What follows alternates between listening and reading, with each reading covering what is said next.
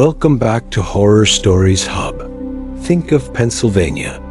Perhaps your mind conjures images of rolling hills, the quiet farms of the Amish, or the sound of the Liberty Bell echoing through history in Philadelphia. That is the image the state wants you to see. A portrait of heritage, of beginnings, and of bravery. But look closer, beyond the veneer of glorious history, and you will see the cracks. And from those cracks, a cold draft of the past rises.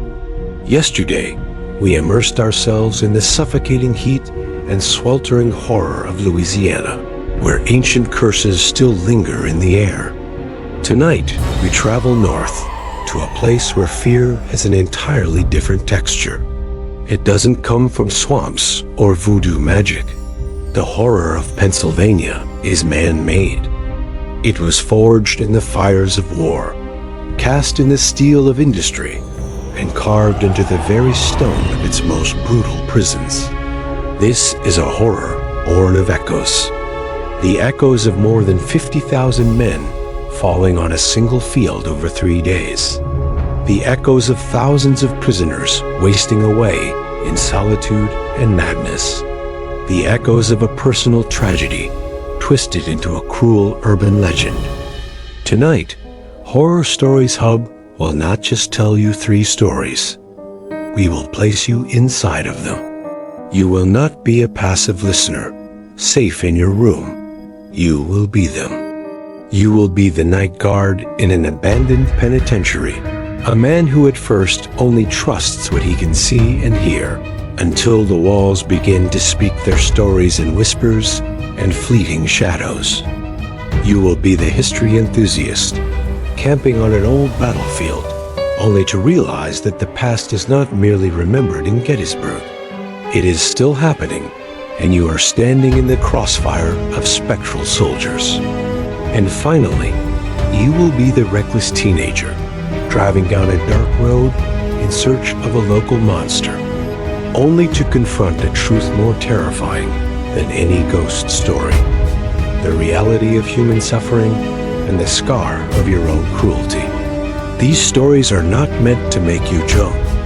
They are designed to stay with you, to make you wonder about the weight of history and the souls it has trapped. So turn off the lights, turn up the volume, and prepare to listen to the echoes of a violent history. Our first story begins on such a night, in a place once called Hell on Earth, with a man named Frank, who believed his job was simply to guard silent walls. He was very, very wrong. Story 1. Whispers from the Block, Eastern State Penitentiary. I repeat, I'm in the security office. Does anyone copy? Over?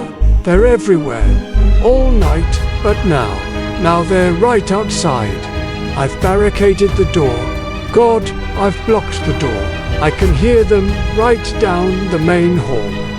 The scratching, the laughter. Can you hear that? You have to hear that. It's not the wind. It was never the wind. They know I'm in here. They always knew I was hired to guard this place, to keep people out, but nobody told me. Nobody warned me that the real job was trying to keep the things inside from getting out. Or worse, from getting you. My name is Frank, and this is my last night at Eastern State Penitentiary. 3 weeks ago, this place was just a job to me. A good one. Decent pay, steady hours, and most importantly, quiet. After 30 years in a noisy steel mill where the roar of machinery never stopped, silence was a luxury. I'm Frank Miller, 58 years old, a widower. Kids are all grown up. I just needed something to fill the empty nights and pay the bills. The manager, a young guy named Dave, showed me around. It's simple, Frank, he'd said. 3 rounds a night, 1 at 10, 1 at 1, and 1 at 4 a.m. Make sure all the doors are locked, No one's broken in to spray graffiti or do anything stupid. Otherwise, just sit in the office and read a book." He gestured to the massive stone walls, the dark cellblocks. "It looks spooky, but it's just bricks and mortar. The ghost stories, that's just to spook the daytime tourists." And I believed him.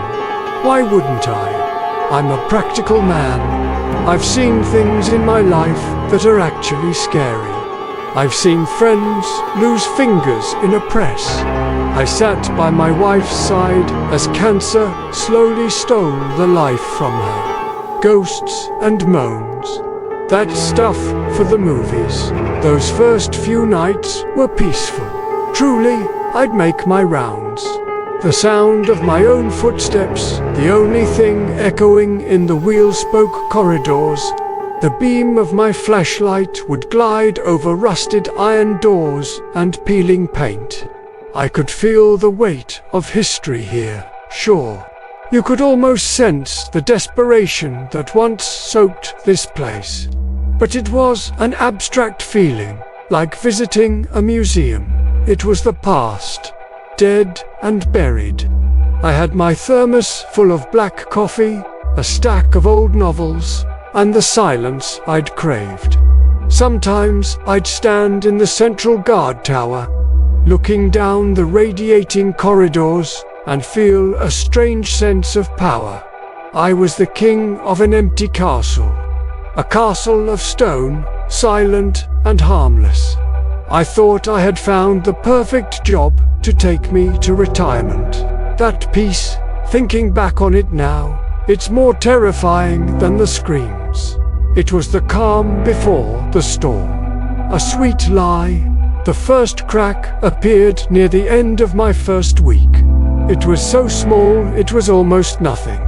I was in the middle of my 1 a.m. patrol, walking along Cellblock 7. Have you ever been in a silence so deep you can hear the blood pulsing in your own ears? It was that kind of quiet. So when I heard it, it was like a gunshot. Just a single cough, dry and short.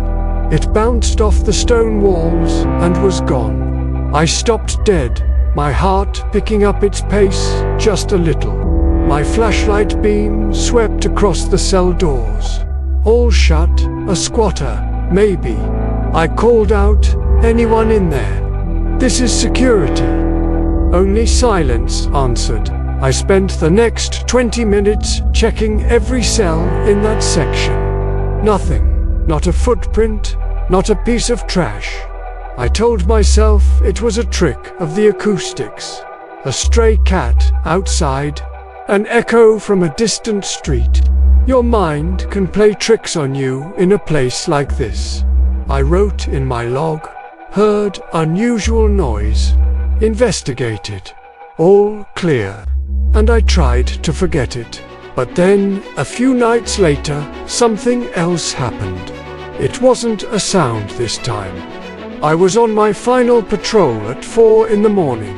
I always start and end at the same point. I have a routine, a system. I knew for a fact, as sure as I know my own name, that I had checked and bolted every door in Cellblock 4. But as I came back around, the door to cell 28 was ajar. Just a crack, maybe an inch wide. My blood ran cold. That wasn't a mistake. That bolt is heavy and loud. You don't just forget to close it. I shined my light inside, an empty, dusty room. Nothing out of the ordinary. I slammed the door shut, the clang of metal echoing offensively in the quiet. This time, I put all my weight into sliding the bolt across. I went back to the office, trying to rationalize it.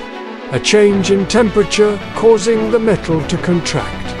The building settling, anything, any explanation was better than the thought that was beginning to form in the back of my mind. The thought that someone or something ... had opened it from the inside. That night, the coffee didn't taste as good, and the pages of my book seemed to stare back at me. My shell of reality had begun to crack. After the door, things began to escalate. The silence I once cherished now felt menacing. It wasn't empty anymore. It was the silence of a predator holding its breath. I started to feel it. A presence. You know the feeling, right? When the hairs on the back of your neck stand up, and you're just certain there's a pair of eyes on your back. I felt it in every corridor. I'd whip around, flashlight at the ready, but there was never anything there. Just my own shadow, stretched long and distorted against the walls, looking like some strange creature chasing me. Then the shadows started to move. When I wasn't looking directly at them, in the corner of my eye, I'd see something darker than the darkness itself flit across a doorway or move along an upper tier. They were lightning fast. By the time I swung my flashlight, they were gone. For the first time, I was truly afraid. This wasn't a creaking door or a strange noise. This was something sentient, something that was watching me, testing me. I tried to tell Dave, the manager. I called him one morning. Dave, look, I know this is going to sound crazy, but I told him about the shadows, the feeling of being watched. There was a long pause on the other end of the line. Listen, Frank, he finally said, his voice laced with a sort of pity. It's an old building. The light and shadows play tricks on your mind. Maybe you're just tired. Why don't you take a few nights off? I knew what he was thinking. The old guy is losing his mind. The feeling of isolation hit me hard. I was on my own in this that night. They found their voice. It wasn't just dry coughs anymore. As I passed the entrance to Cellblock 12, the block for the worst punishment cases, I heard it. It wasn't the wind. It was the sound of human misery. People sobbing their hearts out. Dozens of voices, all blending together into a chorus of despair. It was coming from deep inside that dark, cold block. I stood there, frozen to the spot, my flashlight trembling in my hand. I should have gone in. That was my job.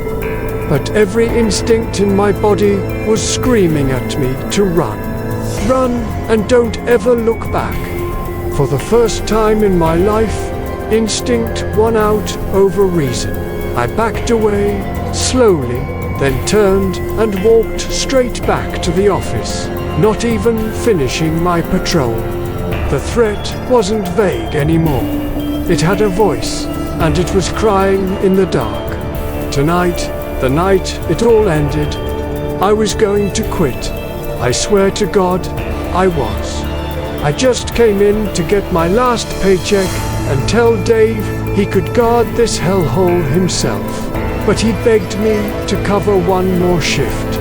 Just one night, Frank. Your replacement called in sick. I'll pay you time and a half. Like a fool, I agreed. The money, it seemed important at the time. Tonight, they weren't playing games. From the very first patrol at 10 o'clock, the air was different. It was thick, heavy. The very atmosphere felt hostile. As I walked, I didn't just hear crying. The entire prison came alive. Cell doors rattled in their frames. Angry shouts assaulted me from all sides. Get out. You'll die in here. Voices filled with hate. I tried to run, but my feet felt like lead.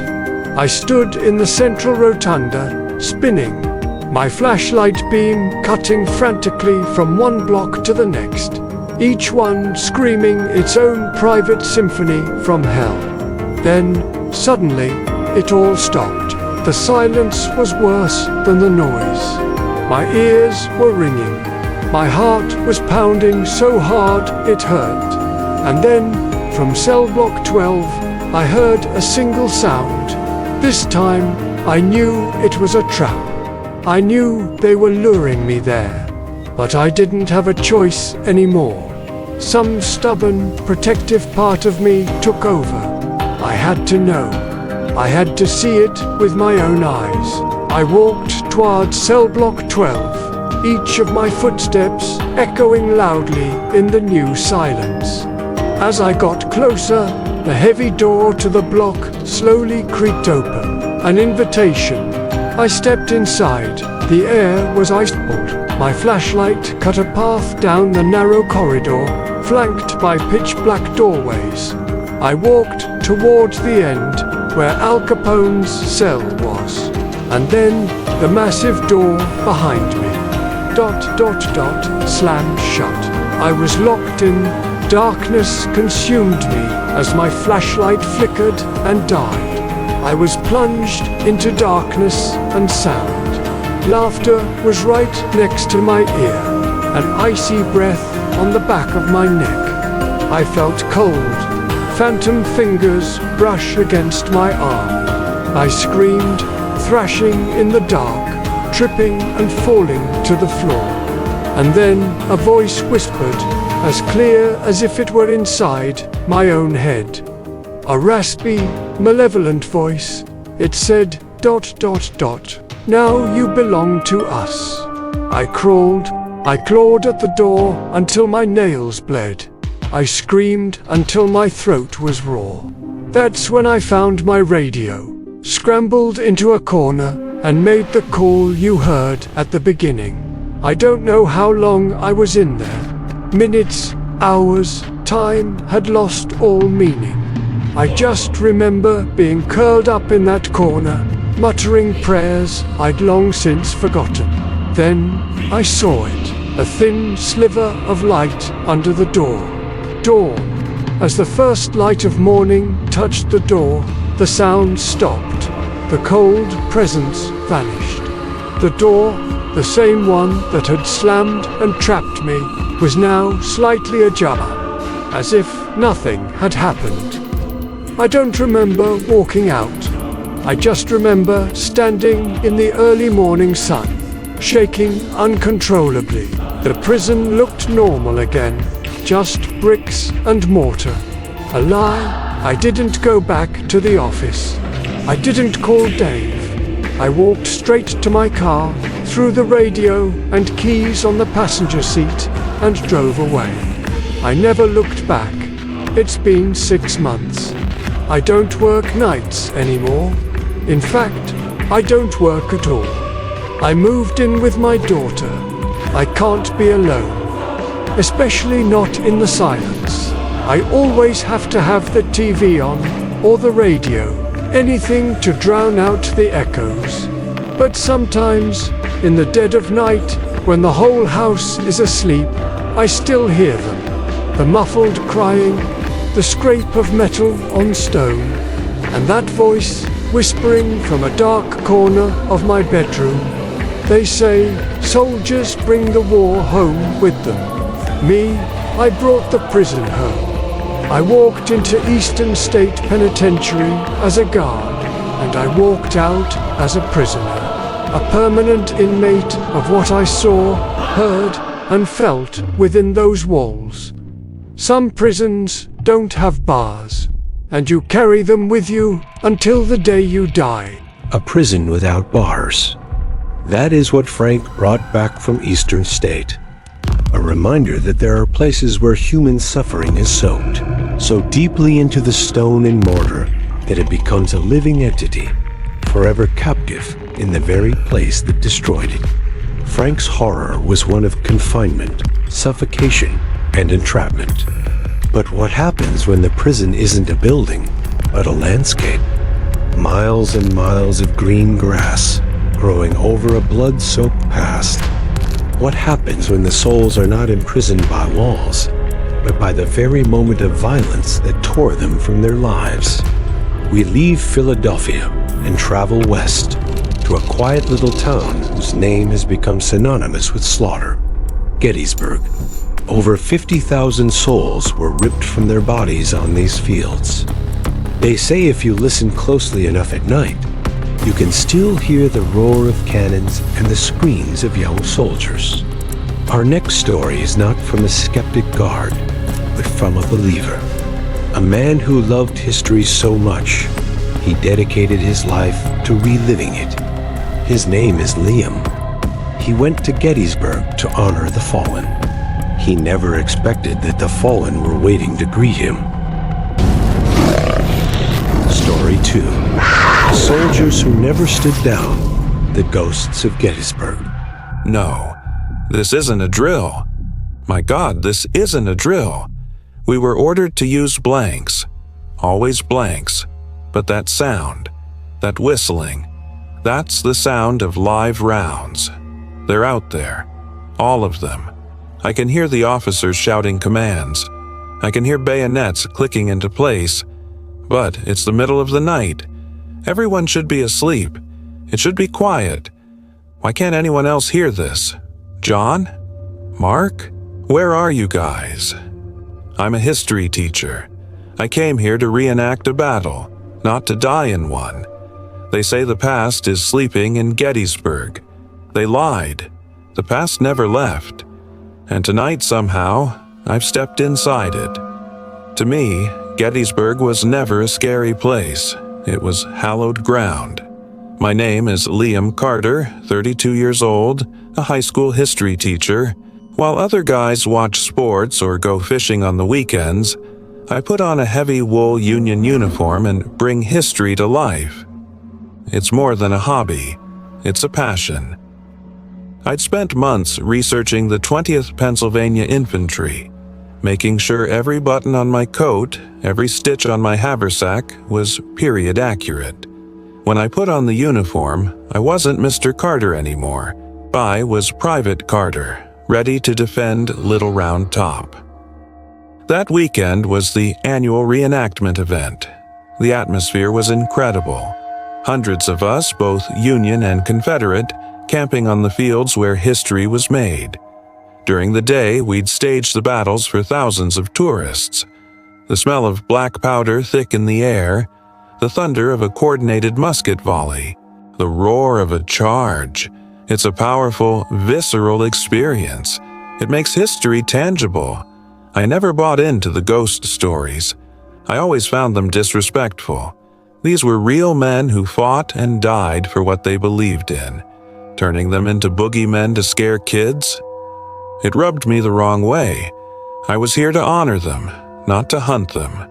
That evening, after the last demonstration had ended and the crowds of tourists had left, a profound sense of peace settled over the battlefield. Most of the other reenactors packed up and headed for motels. But a small group of us, the truly dedicated ones, had permission to camp overnight.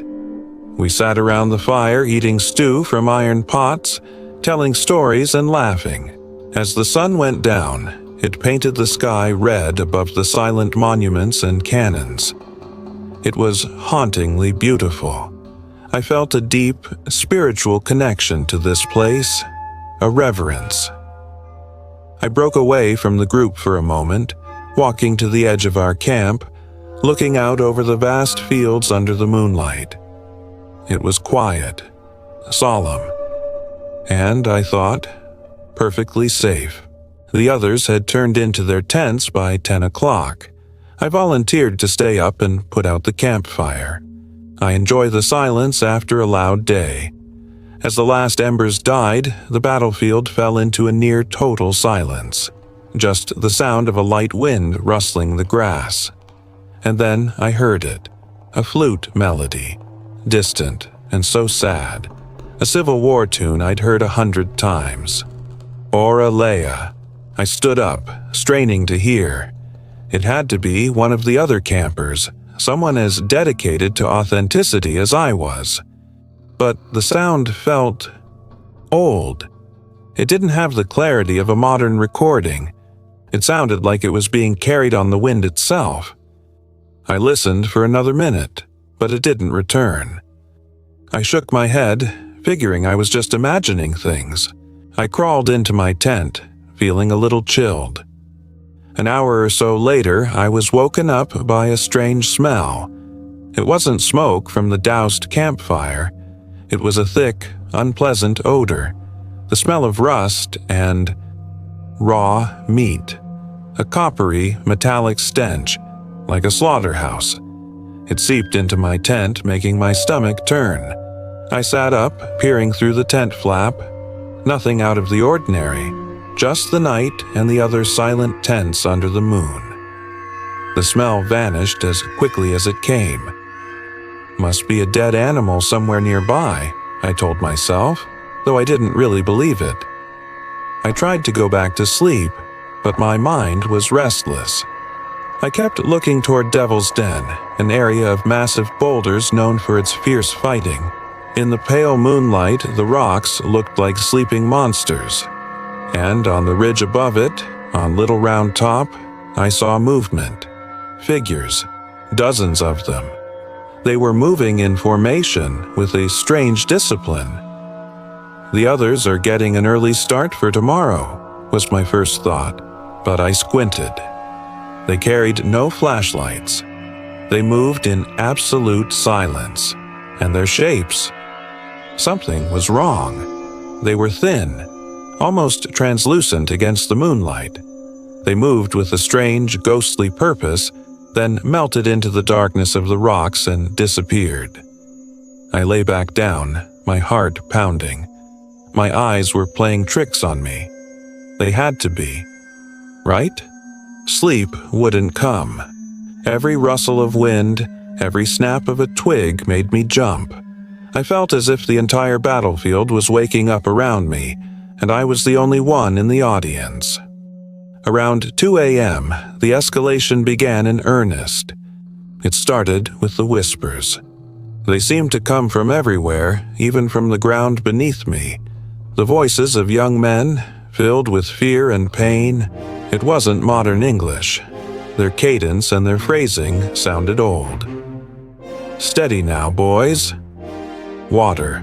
For the love of God, water. I don't want to die here." I covered my ears, but I could still hear them, as if they were inside my own head. This wasn't imagination anymore. This was something else. I summoned what courage I had left, unzipped my tent, and looked out. My nightmare had come true. About 50 yards from my tent, a figure was stumbling across the field. He wore a tattered Confederate uniform. One hand was clutched to his stomach, and I could see a dark patch there, even in the night. He wasn't walking on the grass. He seemed to be floating just above it. He looked around with an expression of utter loss and pain, and then he just dissipated, vanished into thin air. I scrambled back into my tent, gasping for breath. I fumbled for my phone. No signal. Of course, I was completely isolated, trapped. The wide-open battlefield I loved now felt like a giant cage, and I was inside with its ghosts. My reverence had turned to pure terror. They weren't abstract historical entities. They were trapped souls, reliving the most horrific moment of their lives. And I was getting a private performance. I don't know if I fell asleep or passed out from fear, but I was jolted awake by a roar. Not the roar of thunder. It was the roar of 100 cannons firing at once. The ground beneath my tent shook. The very air vibrated with the pressure. This wasn't whispers or lone figures anymore. This was a full-scale battle. I peeked outside, and what I saw will haunt me for the rest of my life. The field was no longer empty. Under a ghostly moonlight, thousands upon thousands of translucent soldiers were locked in combat. Lines of blue-coated Union troops were firing at charging waves of gray-clad Confederates. I could see the regimental flags snapping in a phantom wind. I could see the smoke pouring from the muzzles. I could see men falling, their spectral bodies convulsing before lying still. The screams of the wounded, the roars of the charging, the whistle of invisible bullets. It was hell. Hell, perfectly recreated. And then the unthinkable happened. A young soldier, no more than 17, in a Confederate uniform, stumbled and fell directly through the canvas wall of my tent. He collapsed on the floor, inches from me. He was transparent, his body shimmering like hot air. He looked right at me. His eyes didn't see me. They were looking at something far away, a horror I couldn't see. He reached a hand out toward me. His lips moved, trying to form a word. And then he dissolved. That was my breaking point. The small safety of my tent had been breached. History hadn't just surrounded me, it had touched me. I screamed, a silent, breathless scream. I scrambled out of the tent, leaving everything behind. My carefully crafted musket, my hand-stitched haversack, everything I had once treasured. It meant nothing now. I ran right through the middle of the ghostly battle. I felt rushes of intense cold as spectral soldiers charged through me.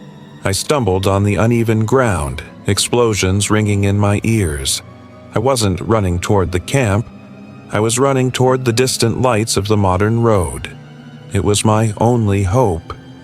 The border between the 19th and 21st centuries. I just prayed I could cross it. I burst out of the tree line and fell onto the asphalt. A car's headlights washed over me, and the driver laid on the horn as they swerved to avoid me. The second my feet hit the pavement, it all stopped. The silence returned.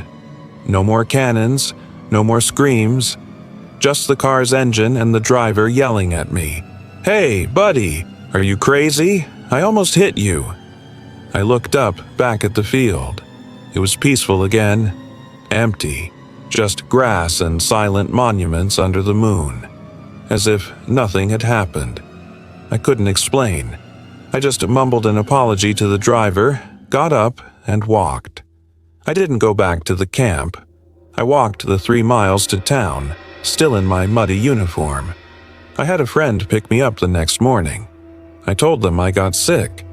I've never told anyone the truth. Who would believe me? They'd think I was dreaming, or worse, insane. I never went back to historical reenacting. I sold all my gear. I even requested a transfer to teach world history at school. I can't face the Civil War anymore. What was once my passion is now the source of my deepest fears. Gettysburg is no longer a history lesson for me. It's an open wound in time. A moment of tragedy so profound it's forever playing on a loop. I went there to admire history from a safe distance, but I learned a terrifying lesson. You can't. Sometimes history doesn't want to be observed. It wants a participant. And that pain, once you've felt it, never truly leaves you. An open wound in time. That is what Liam found at Gettysburg. A reminder that some tragedies are too large, the pain too profound, that they become etched into the landscape itself, forcing the spirits of the past to replay their demise night after night. Liam's horror was one of scale, of history twisted into a never-ending nightmare. We have heard of ghosts born from confinement and ghosts born from conflict. But in our final story tonight, we will explore a more disturbing truth. That not all ghosts are dead. That not all monsters are supernatural. Sometimes, the most terrifying horror doesn't lurk in an abandoned prison or on an ancient battlefield. It lives on a dark country road, in the stories teenagers tell each other to test their courage. We travel now to western Pennsylvania, to a stretch of legendary road, home to an urban legend that has terrified generations. The legend of the Green Man or Charlie No Face. But this story will not be told from the perspective of an innocent victim. It will be told by one of the hunters. A man who, as a teenager, went looking for a monster in the night. The question his story asks is simple. What happens when you find that monster, only to realize it's a man? And what's more terrifying, what if you realize that the real monster all along was you? Story 3. The Man with No Face. The Legend of the Green Man. The silence, that's what I remember most. One moment, our car was filled with the shouts and stupid laughter of boys trying to be brave men. We'd found him. We'd cornered him. The game was over. And then he turned. In the full glare of the high beams, we saw his face, and every sound in the world just stopped. The laughter died in our throats. The taunts vanished. All that was left was the silence, a heavy, awful silence of shame. We went looking for a monster, but we didn't find one. We found a broken man, and in that moment we realized the monster we were hunting was us. It was the summer of 1965. I was 17. And I had the two most important things in the world to a boy that age: a driver's license and a '58 Chevy Impala. The car was an old beast, drank gas like water, but it was freedom. It was mine. The night was a typical, humid Friday in western Pennsylvania. The sky was clear and full of stars, and the air was thick with the smell of cut grass and small-town boredom. There were 4 of us in the Impala, me driving, my best friend, Mike, in the passenger seat. In the back were my girlfriend, Susan, and another buddy named Rick. We were doing what kids did, driving around aimlessly, listening to rock and roll on the AM station, and feeling invincible. You know the feeling, don't you?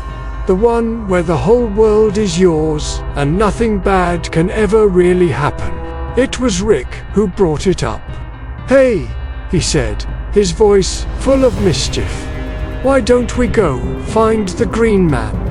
Of course, we all knew the story. Every kid in the county did. The legend of Charlie No Face, a ghost, a monster, a man whose skin glowed green from some horrible accident, who walked a lonely stretch of State Route 351 at night. They said if you saw him, you'd have bad luck. They said he had no eyes, no nose, just a black hole. To us, it was just a story, a game, a rite of passage. You'd take your girl there, turn off the headlights, and hope she'd get scared and slide closer to you. It was stupid. It was childish. And that night, it sounded like the most exciting adventure in the world. Susan seemed a little hesitant, but I, in my dumb 17-year-old confidence, reassured her. "Don't worry," I laughed. "I'll protect you from the big green boogeyman." If only I'd known how those words would come to haunt me. I drove out of town, the familiar lights of shops and houses vanishing in the rearview mirror. We turned onto Route 351. This road was different. It was narrower, with no streetlights, and lined with thick trees that formed a dark tunnel. Instantly, the mood in the car changed. The loud excitement gave way to a tense quiet. Mike wasn't cracking jokes anymore. Rick stopped whistling. Even the rumble of the Impala's engine seemed to quiet down, swallowed by the darkness. The game didn't feel like a game anymore. "You sure this is the right road, Dave?" Susan whispered from the back seat, a tremor in her voice. "Positive," I said, trying to keep my own voice steady. But even I was starting to feel it. The darkness outside the windows wasn't normal darkness. It was deep. It felt like it was watching. We started telling the stories of the Green Man again, but not with excitement this time. We told them in hushed tones, as if we were afraid he might hear us. Rick swore his cousin saw him last week, and he was 7 feet tall with claws. Mike said he was the ghost of a burned electrical worker. Every story just layered on more fear. We were scaring ourselves, and it was working. I gripped the steering wheel, my knuckles white. Every shadow cast by my headlights looked like a moving figure. A deer darting across the road made us all scream. The laughter that followed was forced and nervous. Susan said quietly, "David, maybe we should go back." Part of me wanted to, but I was 17 and full of pride. In front of my friends and my girl, no way. Just a little further, I said. We're almost there. I had no idea where there was, but I said it anyway. The first crack wasn't a sound or a sight. It was the crack in our own phony courage. It was Mike who yelled first.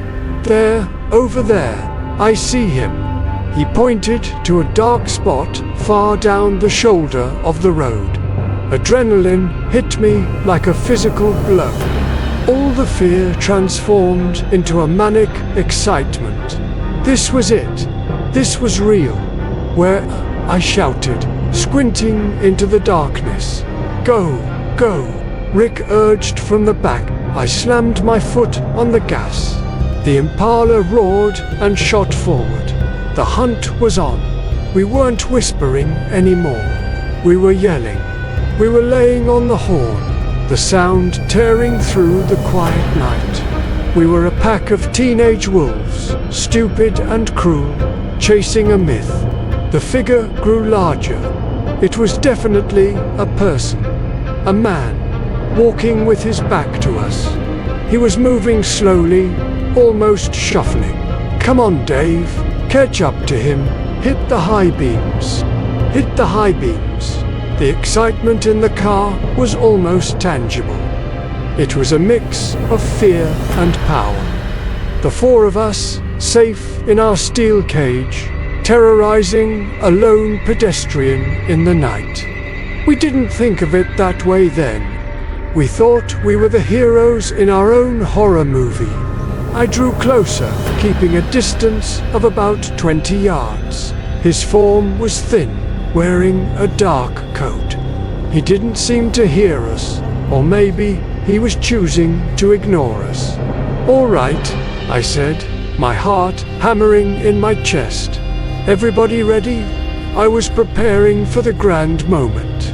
I would speed past him, flick on the high beams, and we'd all get our look at the monster from the legend. That was the plan. That was the climax of the game. I took a deep breath, my hands slick with sweat on the wheel, and I pulled the car into the opposite lane to overtake him. As my car pulled even with him, I flicked on the high beams. The bright white light flooded the road, illuminating the man in a cruel halo, and he turned. He turned and looked right at us. There was no green skin, no glowing eyes, no claws. There was no monster, there was just a man. A man probably my father's age. And his face, my God, his face. It was ruined. Horribly, terribly ruined. Where his nose should have been was just a scarred hole. One of his eyes was gone, the socket a deep pit. One of his ears was missing. His skin was a mangled mess of smooth, discolored scar tissue, the result of a terrible electrical burn I would later learn about. Maybe, in the dark, in a faint light, his damaged skin might have looked an odd color. But in the glare of my headlights, it just looked painful. The silence in the car was absolute. It crushed us. Mike's shout died on his lips. Rick just sat there, his mouth hanging open, and I looked into his eye, his one remaining eye. I expected anger. I expected hate. There was none. There was only an infinite sadness. a bone-deep weariness and resignation. He had seen cars like ours before.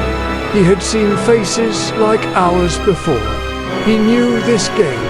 He didn't say a word. He just looked at us for what felt like an eternity. And in that eye, I saw my own reflection.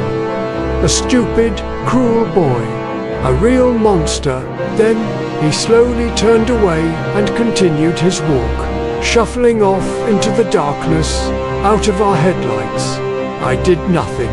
I just sat there, my hands frozen on the wheel, watching him go. Susan started to cry quietly in the back seat. "Take me home, David," she whispered, "please." I put the car in gear and drove. We didn't look back. The game was over. And we had lost in the worst way possible. The ride home was the longest of my life. Nobody said a word. The radio stayed off. The silence wasn't the tense silence of the hunt anymore. It was the silence of shared shame. We had shared a terrible secret. We had taken a man's real pain and turned it into our entertainment. I dropped everyone off. No one said, "See you later." No one said anything. I couldn't sleep that night. I kept seeing his face, his tired eye. A few days later, I did some research. I asked around and read old articles at the library. His name was Raymond Robinson. The accident happened when he was just a boy, climbing a bridge and touching a power line. He wasn't a ghost, he was our neighbor. He walked at night because he didn't want to frighten people during the day. That dark road was the only place he could have a little peace, a little normalcy, and we had stolen that from him. That night, we were one of the countless cars that turned his lonely walk into a freak show. That night changed me. It took my innocence. It showed me that there is a real cruelty that hides just beneath the surface of youthful jokes and dares. My haunting wasn't supernatural. No ghost followed me home. The only ghost was the memory of what we'd done. The memory of Raymond Robinson's face. The memory of my own face reflected in his eye. Mr. Robinson passed away many years ago. I hope that, wherever he is, he finally found the peace that we, and so many others, denied him in his life. Sometimes, the scariest horror stories aren't about the dead. They're about what we, the living, do to each other.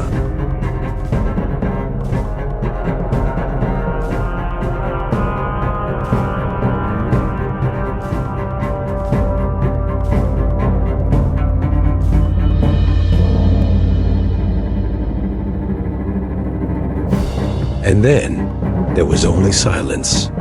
The same silence that David and his friends left on that road.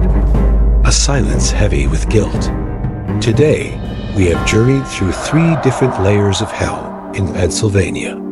We began in the suffocation of walls that remember, where the pain of 1,000 inmates soaked into the stone, creating a tangible nightmare for a lonely guard named Frank. We felt the horror of confinement, of being hunted in an enclosed space. Then we stepped out into the open, only to face a terror even grander in scale. We stood with Liam on a battlefield where the ground never forgets.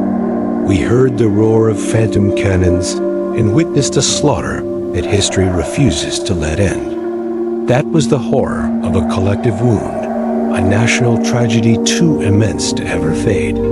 But perhaps the most terrifying echo we heard tonight was that the scream of a specter or a cry from a cell block. It was the silence in David's car. Our final story brought us to the most familiar and unsettling horror of all, the horror we inflict upon each other. Raymond Robinson was not a ghost. He was a human being, and his tragedy was not in how he died, but in how he was forced to live. turned into a monster by the folklore of his own neighbors. 3 stories, 3 echoes of a violent history. The echo of imprisoned suffering, the echo of forgotten sacrifice, and the echo of unintentional cruelty. Pennsylvania has shown us that the most terrifying ghosts aren't always the dead. Sometimes they are the memories, the actions, and the regrets that we, the living, carry with us. Thank you for your courage in joining us on this journey into the dark tonight. These stories needed to be told, and they needed to be heard. Now we need your help.